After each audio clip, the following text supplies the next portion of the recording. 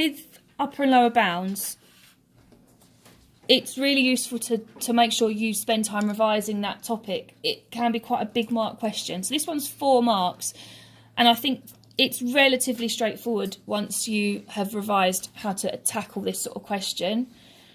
Now, the first thing to remember, you can get marks by just writing the values of the upper and lower bounds.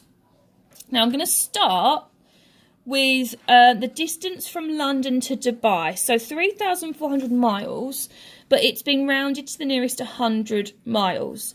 So what is the lowest it could have been, and therefore the lower bound, and what's the biggest it could have been if it's been rounded to the nearest 100? Now, once you've got your head around that, you'll see that there's a rule every time, actually. Because it's been rounded to the nearest 100, what that means is you could go 50 down, 50 above. And that will work every time. So 3,350 is what it would be at its lowest in miles. And we always go the same amount above. So its biggest would be 3,450 miles. So that's what we call our lower bound, and that's our upper bound. And that's just the distance from London to Dubai. Now, the next bounds we need to consider is the time from London to Dubai. Now, it's been rounded to the nearest 10 minutes. So, bearing in mind, I've already said you can half it and go that much below and that much above. We're going to go 5 minutes below and 5 minutes above. Okay? So, I'm going to leave it in terms of hours for now. Instead of 7 hours then, at its smallest, it could have been 6 hours and 55 minutes. Lower bound. And the upper bound could be 7 hours, 5 minutes. Are there any questions on what I've done there? So, because it's been rounded to the nearest 10 minutes, I've gone 5 minutes below and 5 minutes above. Okay. Yeah. I thought we asked before if you... Right. In bounds, yeah, I agree with you. Rounding, if it was like 7 hours, 5 minutes, that actually would technically round up, which we don't want. You're saying 7 hours, 4 minutes would round correctly down to 7, which I agree with. But in bounds, whatever you go down by, so always start with your lower bound, because I think you'll agree that that rounds correctly. Whatever you go down by, go the same the other way. Okay? So, John says the average speed is definitely less than 500 miles per hour. So we're looking at speed. We need to remember to use our speed, distance, time triangle. We need to show that the speed is definitely less than 500 miles per hour. So if we find our speed at its biggest, then we can say confidently whether it is less than 500 miles per hour or not. Okay, so what we're trying to find is our biggest speed using the values we've got. So don't forget, these are all to do with my distance, and these are all to do with my time. So speed is distance divided by time. How am I going to get my absolute biggest speed? I'm going to call it my upper bound for speed. Dividing what by what gives the biggest outcome. That's what you need to try and get your head around next.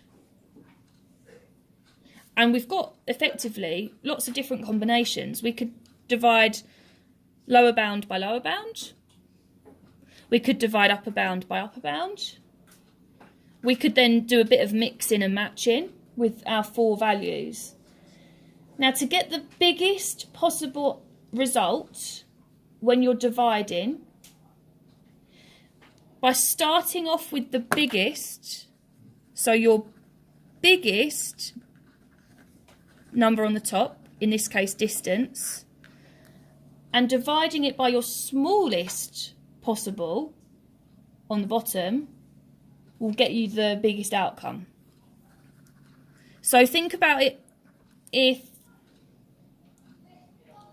I don't know, I won the lottery and I was sharing it out with all of you, right? In order for you to all get the biggest amount of money each, you want me to win as much as possible.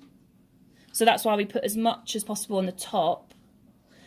And I want to divide it by, well, the fewer of you there were, the better for you, because you'd get the most money out of that. If this room was full of 32 people, you'd get less. But where we've got, I think, about 20 of you, you'll end up with more than if there were more people. So that's why we put our lower bound on the bottom. So our lower bound for time. Okay. Now, at this point, I'm going to say what I said to Josh. If you wouldn't have known that that's going to give you your biggest outcome, work all 4 out. Work all 4 combinations out and take the biggest answer. Anyway, let's carry on with this one that I know will give me my biggest outcome. My upper bound of distance is 3,450 miles on the top. And my lower bound time is 6 hours 55 minutes. So I've used my upper bound of distance and I've used my lower bound of time because that's going to give me my biggest speed. Now that's a bit tricky to do on your calculator, 6 hours 55 minutes. Remember maybe to think about it as 6 and 55/60ths, perhaps. So when you type that into your calculator, you would get an answer of 498.795, and that's your speed, miles per hour.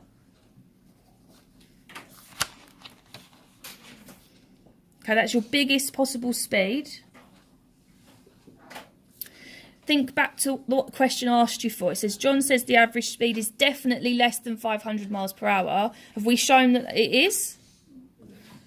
Right, so because that's less than 500 miles an hour, and that's our biggest possible speed, we've shown that John is correct because our upper bound for speed is less than 500 miles per hour.